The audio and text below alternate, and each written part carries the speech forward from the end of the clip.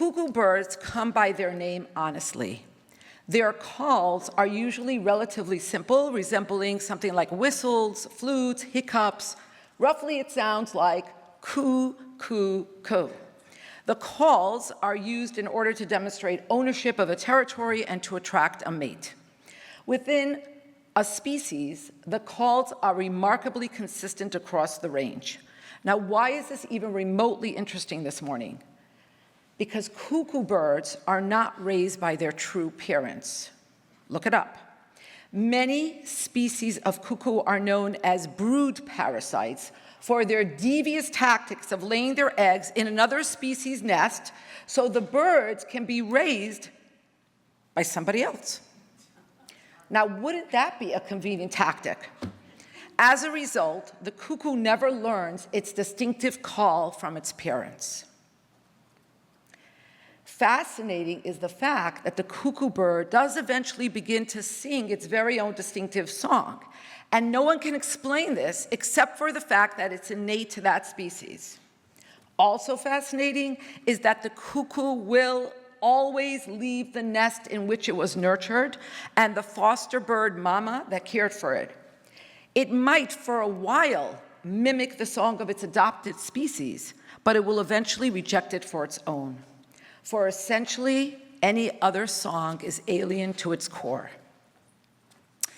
I have to credit David with opening with this morning, because yesterday we were talking about the last mitzvah in the Torah. In the book of Deuteronomy, the very last mitzvah in the entire Torah is the mitzvah for Jews to write Torah scrolls. And in that verse, the Torah states, "And now record this song and teach it properly to the people of Israel." You see, the Torah is our innate calling song. It's inherent. It's in our DNA, dare I say, our souls. Here's where things really get interesting. So in Jeremiah, in chapter 17:11, written just slightly before we understood this about cuckoo birds, the prophet berates the Jewish nation for straying from the ways of the Torah, and fascinatingly enough, uses this exact metaphor, the cuckoo bird that invades other species' nests that are not their own. This is important because we need to understand that it's not a new thing for Jews to roost in cultures and mindsets that are alien to their own, and even sing a garbled version of another species' song. In fact, even write the music. Who do you think wrote all the music for Christmas carols? Let's get real. But it's also not a new thing for Jews to come back to their own unique eternal song. So this morning we're going to talk about what might happen when the Jew bird leaves whatever nest it was in and comes back to sing its song. Let's try to understand why people who are not raised observant become more observant. In some cases, it can be traced to something dramatic, tragic, midlife crisis, trip to Israel. But just as often, there is no discernible trigger, no dramatic tipping point. Life happens. Sometimes very slowly, sometimes more quickly. A Jewish woman, a Jewish man of any age might begin to gravitate towards Jewish learning and observance. And the reason we're here this morning to discuss this is because this happening, often enough, brings at least a modicum of friction into the family. First of all, there's this indictment. Why are you doing this? Where did you hear this mishuggah stuff? Which rabbi or rebbitzin is brainwashing you? That's my favorite. And what kind of Kool-Aid exactly are you drinking?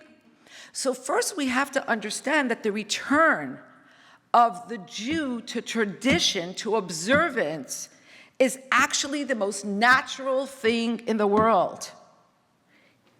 The prophet Jeremiah, Yirmiyahu Hanavi, he called it. He called us cuckoo birds. Now you also know why we're so crazy. That's why the word for becoming more in line with our core is called teshuvah, which means to return. To return does not mean to reform, to recant, to redress, to repent. Teshuvah means none of those things. It simply means to return to our default setting. Like the cuckoo bird, we just know our song. It can be, however, very annoying, mystifying, even scary, and worrisome when a spouse or a child or a parent becomes more observant, when they change. But it needs to be understood that unless there is something profoundly dysfunctional at the outset about their relationship, and just as profoundly fraudulent about their relationship with God, they are not doing it to be malicious, to create a power struggle, to stir up the hornet's nest, to get anyone's goat. Truly, when a Jew returns to their nest, it's because they can't help the overwhelming draw they feel in that direction. When those stirrings begin, they are almost impossible to ignore. Now you might ask, why one person over another? That's a good question with no good answer. That is a fantastic answer, but not one we can wrap our brains around. That's what God decided for that person. You could call it a gift. But first, we have to understand this fact about our song. In fact, the Talmud teaches that each Jewish child is taught this song in its entirety, in utero, so that when it hears it, it's not for the first time. There's a familiarity. There's a deep resonance about it. We are also taught that each soul must take an oath before it descends into this world, that it will be righteous and not trespass the song. Why each person's life unfolds so differently is a composite of 100 million factors, nature, nurture, but this essential truth about the relationship of the Jew and the Torah is inviolable. It's embedded. But it does not mean that the process of becoming more observant is easy. The process of becoming more observant is hard, excruciatingly difficult on almost every level. Among the most annoying comments people make are comments like, some people, they like to be religious because they never have to think about what they're going to do. Or some people just need a program that lays it all out for you. Now, this is just a newer iteration of religion is a crutch for the weak, the opiate of the masses. Actually, it takes tremendous internal strength to follow the Torah and buck the tide. Now, here's the truth. If one is conditioned in the tradition of observance from a young age, it's immeasurably easier. If one begins later in life, it takes the fortitude of a warrior, a giant. They say that the loudest noise in the world is the breaking of one habit. The Baal or Baalat Teshuvah, the returnee, has to break millions of habits. So weak? I really don't think so. Strong? Very. And honestly, and this is the truth, sometimes when I brush my teeth in the morning, I don't want to look in the mirror. I try to avoid my face because I am so fortunate and blessed to be able to teach Torah every day and to watch people taking small steps and large steps in the direction of greater observance. And probably because God knew that I wouldn't have the fortitude to find it on my own, I was born into this. But what have I done to break a habit? And where do I get the chutzpah to be talking to other people about this? The people around the people who are gravitating towards observance, the people they love most in their entire life, are often upset, confused, bewildered, irate, disturbed, and sometimes nothing less than furious. Who is this person they thought they knew? So let's get down to a little bit more details and understand the specific ways in which this teshuvah process is upsetting, worrisome, and downright scary to family members. And then let's outline what we can do to assuage the tensions that arise. Now, here's an important qualifier. Anytime you talk about people, it has to be with tremendous respect for just how different we all are, and therefore how many permutations and variances there will be for each relationship. Each person, each family has their own culture, each person has their own triggers, a different set of emotional coping, different expectations from life, from each other, and so on and so forth. So we're going to continue to keep this in mind, because this is not one size fits all, but still in all, I think it's possible to identify certain recurring themes. And the way I'm going to do it this morning is by referencing the mystical idea that there are 5 substrata to what we call the soul. There is something called nefesh. This aspect of the soul vivifies all matter. If something is alive, it has a nefesh. In humans, this level deals with the biological. In a romantic relationship, I would say to my students, this is the aspect that deals with physical attraction. The next level of the soul is called ruach. This is the aspect of the soul that gives rise to our emotions. Again, in a relationship, this is what we would call emotional compatibility. For our purposes, let's deal with these 2 first levels, nefesh and ruach, together. Many of the first challenges that arise in a relationship between one who is becoming more observant and their family members fall into these categories, nefesh and ruach. What does it look like? There's fear, there's repulsion, there's concern about, for starters, what this person might look like eventually. There may be a negative association with observant individuals, certain stereotypes they don't want anything to do with. Shame that someone in their family could adopt a lifestyle so archaic and bizarre. Apprehension, how this will affect eating habits, weekends, vacations. On the emotional level, there are even more profound issues. In the case of a child becoming more observant, I think the hardest thing for parents is the fear that they grapple with, the fear that they will be rejected, that this child is going to never come home. There is the stinging hurt that the child has turned their back on the lifestyle they were raised with to embrace another. There is fear of what the child will lose in terms of their own eventual prospects by adopting this lifestyle. So in the case of a spouse, it's a little bit different. There might be confusion or even inability to understand what triggered these changes and real upset, even anger, that the spouse is not the person they married. They changed all the rules midstream. And this might just be the most difficult dynamic of all. In the case of 2 spouses, both interested, but one is progressing more quickly than the other, there's a whole set of issues on this level of nefesh and ruach. Why do you have to be so strict? Why are you so anal? Are you OCD? We don't have to go all the way. We don't have to look like them. Yeah, Shabbat dinner, that's good. In the case of parents who are becoming more observant and have grown children, you have many of these same issues.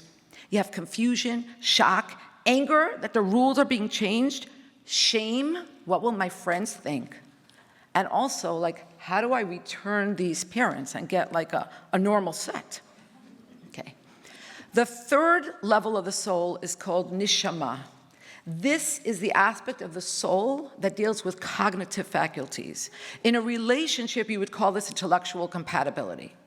Pursuant to our discussion this morning, this is where people will get into discussions and arguments about the tenets of faith, articles of belief that seem to conflict with modern thought. So we have our favorites, the biblical story of creation versus evolution, the divine origin of the Bible, the veracity of the rabbinic tradition, and all kinds of ritual observances and laws and details. This is a difficult part. And then you have chaya.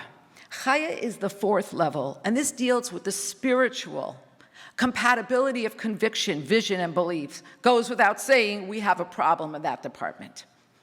Finally, the highest level of the soul is called yechida. That's the transcendent aspect of the soul that is completely unified with its creator. This level lies at the heart of the tension, but the good news is this is where the resolution lies as well. So now let's talk practically about what can be done to try to dial down the tension and the fears and to make this process less painful for everyone involved. So first and foremost, read my lips. The person who is making changes is responsible for the trauma/tension/conflict it is introducing into the relationships. Yes, you heard me say that. It's true, this person has a lot on their plate. They have all kinds of internal and external struggles. They might have a struggle every time they walk past McDonald's. They have a new language to get used to, all this gibberish, hundreds and thousands of cultural nuances to master, an endless sea of knowledge to learn, but yes, they are still responsible to keep the peace, otherwise known as shalom bayit. It's marvelous when the family makes it easy, but that is not always the case. So I will try to share some simple but profoundly important things for the person who's becoming more observant, the Baal Tshuva in gestation to keep in mind. Number one, concentrate on your relationship with God, not anyone else's relationship with God. In plain English, it's none of your business. Nurse absolutely no hope or aspiration that those around you will become observant. Maintain zero expectation. Do not get on your moral high horse, camel, or donkey, evoking God as being in your corner and getting all obnoxious. On the contrary, this is the time to become the most caring, considerate, sensitive spouse, child, or parent in the world. Yes, there may be real upset with how you are dressed or what you are no longer eating, playing, doing, but if you are respectful, if you bend over backwards to accommodate and to compensate, it will go a long, long way. Hint, do not change your name on your parents. Don't. And don't be like, oh, well, if you're going to call me Josh, I'm not going to be responding anymore. I'm Yehoshua. Oh, right, like I didn't name you. And I don't know that your name is Yehoshua, but you've been Josh for 22 or 26 years, okay? You can be Josh for another 120 years to your parents, if that's what they want you to be. So if they, used to be, people didn't have cell phones. So parents would call yeshiva X, Y, or Z, ask to speak to Josh, and hear, Ephraim, Moshe, Menashe.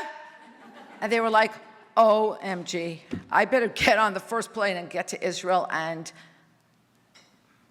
an extraction is, not even an intervention is what we need to do. So yes, your change in lifestyle is a lot to ask of those around you. And your job is to show that Judaism is not distorting your personality, but on the contrary, makes you more thoughtful, kind, considerate, and balanced. Did I mention balance? Don't go nuts, like changing everything in one day. First of all, it never lasts that way. Slow, easy, consistent. Now, the nefesh level, not going to be happy at all. It may take months or years to accept your kippah, your skirt, your new diet, your new taste in music, but you will be calming the storm in the emotive department if they can see that you have not become another person, a non-accepting, judgmental, closed-minded, fundamentalist monster. It's very important, this is in my notes, bold. It's very important not to throw everything about your former life away. If somebody tells you to throw everything away, don't ever go to classes with them again. Your intellectual interests, your hobbies, your distinctive personality, this is not some woke, like, you be you mantra. This is God saying, I created you as you. Oh, you want to improve on my creation? Oh, okay, I thought I was the creator of the universe, but apparently you are. No. Remember, on this ruach, emotional level, there is no logic to employ, okay? Remember, logic is not the conduit. It's not a good idea to engage in polemics and debates.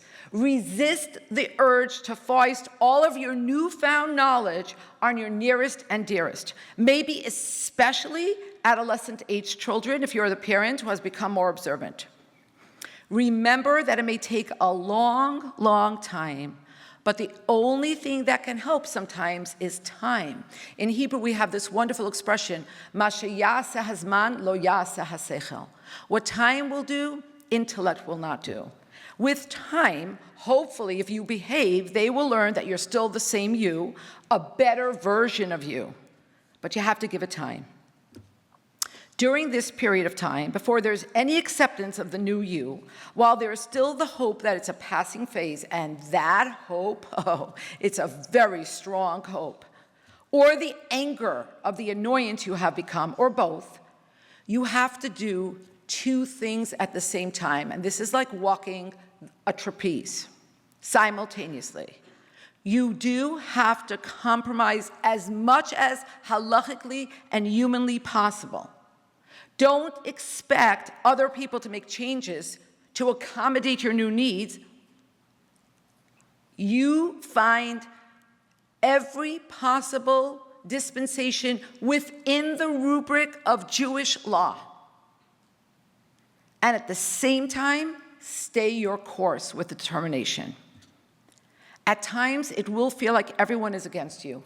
Your closest relatives, your extended family, your no longer friends, your coworkers and acquaintances, probably your non-Jewish coworkers, will be not only the most curious, but the most supportive. Embrace that.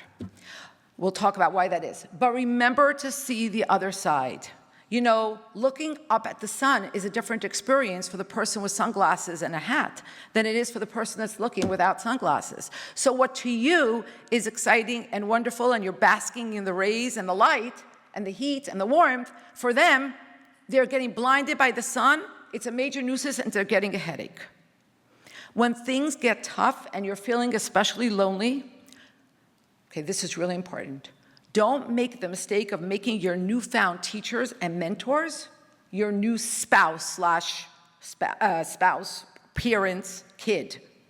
You only have one spouse, the one God gave you. Only one set of parents, only one set of children. The creator of the universe gave you these people and gave you to them, and don't abandon them, even when you are tempted.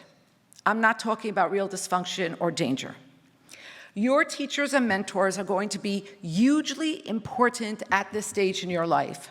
They are your guides. God gave them to you for that purpose, because you're essentially a stranger in a strange land.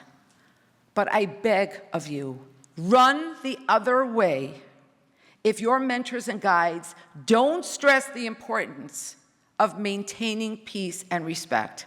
If they don't help you find a lenient way to go about things and keep urging you to become more strict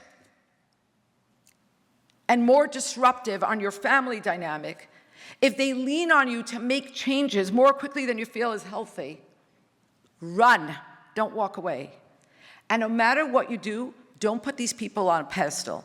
People placed on pedestals will always fall. The higher the pedestal, the more pieces they will break into.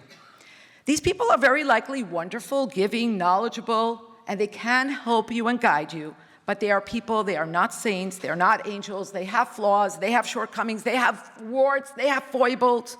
Remember that. I warned you beforehand. Now, some words to the parents of budding Baalei Tshuva.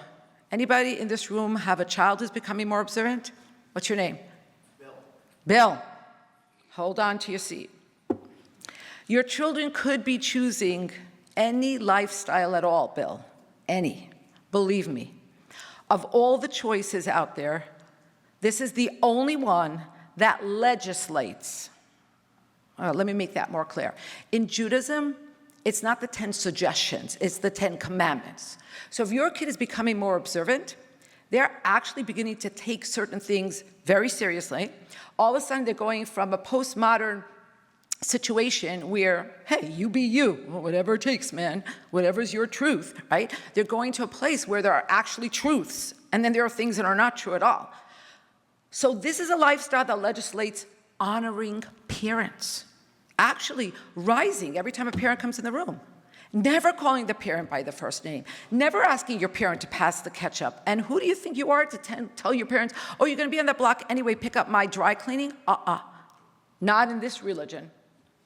It legislates taking care of parents in their old age, not warehousing them. It legislates marrying, having children, feeding the poor, healing the sick. Can you see what I'm saying? It's a horrible, horrible lifestyle. To the spouse of someone who's more observant than they are, yes, this is unfair to you. But remember this, it's essentially, what's happening here is that your spouse has a stirring to come back to the nest. It's not a feeling they can massage away at whim. It may not be fear, but it's uncomfortable for you, but the other way is uncomfortable for them. They're not doing this to diss you. They're not doing this to upset you. They're not doing this because it's a power struggle. So if they want to wear a kippah or eat kosher, I get it. It can make the spouse uncomfortable. But do they deserve a chance to be comfortable or to live their life? So it's tricky. Let's go to the neshama, the intellectual level.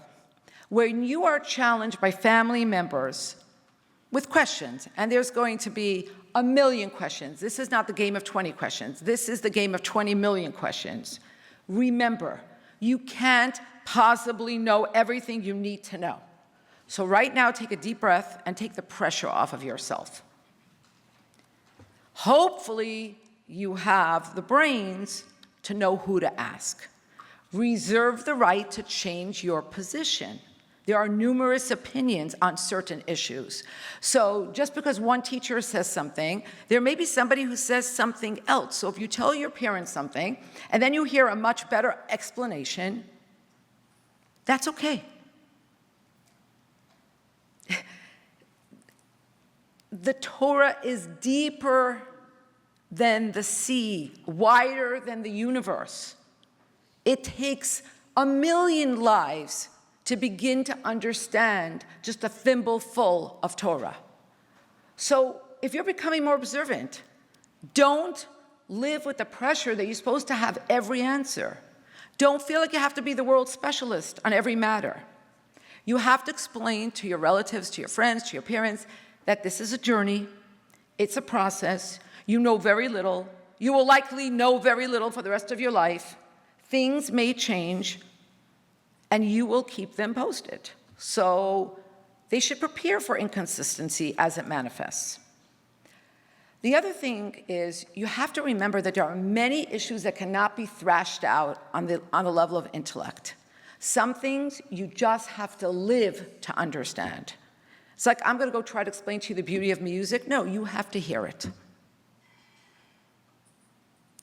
So it's almost impossible for this to be an intellectual conversation. It's okay to allow time to work its magic. And above all, do not be your family's teacher. Certainly not your parents. Unless they specifically ask you, teach only by example. Zip your mouth. Share the beauty. Make Shabbos dinner for everyone. that would mean you do the cooking. Don't put it on your parents' plastic. You do the cooking. You clean up. By the way, if you're going to cook, clean up. Otherwise, do not cook. You invite everybody to dinner. Oh, and here's another thing. It's so much easier when you're becoming observant to go somewhere else for Shabbat. Resist the urge to do that every week. I get it. You need to and are entitled to be nourished and nurtured in a supportive environment. But what do you think that feels like to the people you're running away from? It feels like an indictment. It feels alienating. It feels like a major slap in the face and a kick in the pants. Put flowers on the table, a smile on your face, get some good books, and prepare to spend Shabbos at home.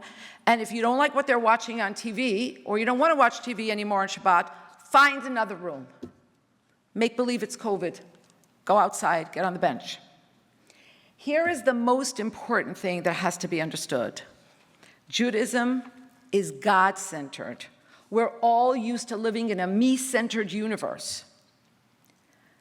Once that is finally recognized, once that sinks in, almost everything else becomes commentary. Okay, on the level of chaya, spiritual compatibility, it may at first blush appear that there is no strategy in this department, no perspective that will bridge the gap. The Baal Tshuva is becoming observant, the parent, spouse, children are secular. How are they ever going to find common ground? In the case of children, it's important for them to know, but to really know. Okay, this is not about mouthing words. To really understand and convey to your parents so that they appreciate that the choices you are making in significant measure come from the core values they inculcated in you. They nourished and nurtured within you a yen for depth, a love for goodness and truth, a desire to live meaningfully. And yes, your iteration thereof looks a little bit different. But if there's anything good about you, it's because of them. For spouses, it's important to remember again, okay, it's true, I became observant, and I know it's really creating a situation of disequilibrium. But maybe you can think back to why you married me. Maybe you married me precisely because of my desire to look beneath the surface, the ability to be disciplined, to be courageous and not necessarily go with the flow.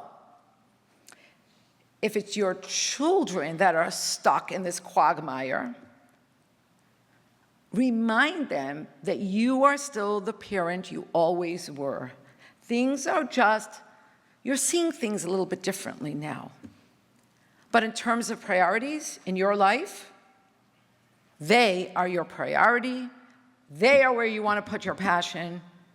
Everything that was always most important in your life, in their life, in your life together, especially your love for them, none of that has changed. Finally, we come to the Yechida level of the soul. This is the level of the soul that Hasidus teaches we access, every one of us, on Yom Kippur, specifically during that last prayer called Ni'ilah, which everybody thinks is Latin for let's eat bagels, but actually means to close or lock up. And why is it called Ni'ilah? Because it's the prayer service with which we lock up the day of Yom Kippur. But Hasidus teaches it's the time we are locked in complete unity with God. That's the fifth prayer of the day. Yom Kippur is the only day that has 5 prayers. It has 5 prayers because every prayer parallels another aspect of the soul. And on Yom Kippur, on that 5th prayer, that aspect of our soul shines in untrammeled fashion. This is the essence of the soul, which is naturally and immutably bound to God above. The other time Hasidus teaches us when we access that aspect of the soul is when we do something with self-sacrifice. The ability to do what God wants us to do, Although it's not easy, although you might have to sacrifice your life, or it might even be harder in 2022 to sacrifice your desire for something that God wants of you, that comes from the Yechidah. This is the level of soul revealed at the moment of self-sacrifice, of martyrdom, but also when you eat Rice Krispies instead of a cheeseburger. Now, this transcendent level is why your becoming observant is so difficult and so discomforting and so anger-inducing to your family and so very interesting to your non-Jewish friends and acquaintances who think you are so cool while your family is just trying to find a crater they can sink into and then let the earth swallow on top. But this is the level we have to keep in mind constantly. It's what defines us all.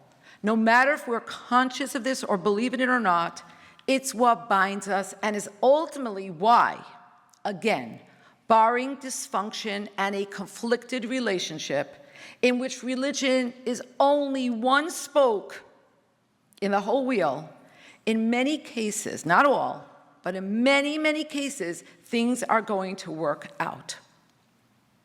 Bali Teshuvah, people becoming more observant, who go about this process with respect for their families and love and honesty, almost always become closer to their families, even if they have to eat on their own dishes at Thanksgiving and bring their own food. And I want you to know that for some mothers, not this one, but for some mothers, if you don't eat their food, you might as well just put a knife through their heart. So if you could come to the house and cook Thanksgiving dinner for everyone, if your mom's okay with that, and obviously you must clean up. Thanksgiving has to be my funnest holiday. This entire country goes into a tizzy. Did you know that there are actually call lines, helplines to help people through making a Thanksgiving dinner? It is so stressful. And I'm like, this is cheap entertainment. Watch the entire nation melt into a puddle because they're making Shabbat dinner, a truncated version thereof, actually. And of course, this has been planned for 2 months in advance. The turkey goes into the fridge from the freezer like 5 days before. I don't even know what I'm making for Shabbat dinner 5 days before, honestly. But it's a lot more than turkey, and mashed potatoes, and yams. Anyway, I digress. So this is a big deal, and don't be somewhere like on a Torah convention on Thanksgiving. Be with your family, because everybody's coming. And be respectable. It takes a lot of work, and the process is never really over. It takes a lot of practical machinations. Like maybe you're going to have to make your food in a microwave and toaster oven in your bedroom. It usually takes 1 or 2 really dramatic family meltdowns, like refusing to go to the wedding of a sibling or a first cousin who's marrying a non-Jew, etc. We have clearly just begun to scratch the surface here, and very, very soon you can be sure that Rabbi Epstein will be arriving with his sign. So I want to assure you that this can be done, it has been done, it will be done. And God willing, soon, all of us will return to our true nest. We will all learn our song. We will all, what did I tell you? I should have spoken about the Messiah. We will teach that song to our children. And if you will allow me, before I do the Q&A, I want to conclude with one short story. One Sunday, on the famous dollar line, where the Lubavitcher Rebbe would receive what seemed to be an endless, motley crew of Jews of every stripe and every color to give them blessings and $1 So like the Rebbe said, when two Jews meet each other, something good should happen for a third person. One rabbi, you know, the whole thing with the sideburns and the hat and the coat, said to the Rebbe, Rebbe, bless you, I'm so bothered by something in the Talmud. So he said, what? He said, Rebbe, how can the Talmud say that even a sinner in Israel is filled with good deeds like a pomegranate is filled with seeds? I am so bothered by this. The Rebbe looked at him and he said, I have always been so bothered by this statement in the Talmud. How could you call Jews who are filled with good deeds like a pomegranate is filled with seeds, sinners in Israel? Every Jew is filled with good deeds, like a pomegranate is filled with seeds. How could the Talmud call them Poshei Yisrael? And the rabbi looked at the Rebbe, completely confused, but I hope he's figured it out by now, because that's really the bottom line. Okay, most important part of this, Q&A. For like children who are becoming more religious than their parents, do you think it's better to work out any conflicts with the parents before getting married, or do you think those issues often resolve by getting married? You know, if I had a magic wand, then yeah, I would just give it to you and you would resolve all the questions before you get married, all the conflicts, all the tension, all the fissure. That's not how life works. Try to resolve what you can, obviously. I mean, the best is, if you can, try to resolve it even prophylactically. Like I said, don't have people calling you by a name your parents never heard or don't remember from 26 years ago that they gave you that name when you were circumcised. That is not okay. That is not respecting parents. You want to embrace your Jewish name, you want to go by that, there's a lot of value in that, but don't blindside your parents like that, okay? So try to think ahead. Am I doing the intelligent thing here, okay? And also resist the urge to become the frommest person on the block. In Yiddish, there's an expression, a geborene is erger wie a geborene, which means literally the person who becomes is worse than the person who was born. Because you always want to compensate. You want to make sure your payas are the longest ones, the ones with which you sweep the floor, you know? Your stockings are bulletproof. You know, your wig is the one you could tell from 6 miles away that it's a wig. Resist the urge. All right, I'm getting some subtle messages. I just want to say to each and every one of you, our tradition teaches that on the 15th day of Av, we can already begin wishing each other a happy and sweet new year. So from the bottom of my heart, I wish all of you a year filled with every good thing in the most open and manifest way.